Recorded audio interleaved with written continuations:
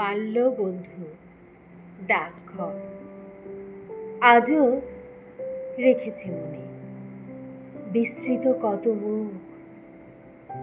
কেউ এসে খুঁজলে সেই দেখিয়ে দেয় ঘর তো। জানি না কি কারণ হঠাৎ হঠাৎ হয়ে উঠি কালিদাস মেঘদূত। বুক ভরা একা, কোথাও রাখিনি চিহ্ন, তবু চোখ বিঁধে থাকে পথে পথে।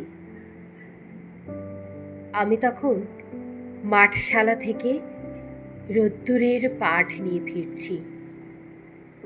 শুশ্রূষার হাসি মেখে বন্ধুবর প্রিয়তমেষু দাঁড়ায় সম্মুখে। ডাকঘর চলে গেলে কুটুমের জামার ঘ্রাণ এবং ক্লান্তি পরতে পরতে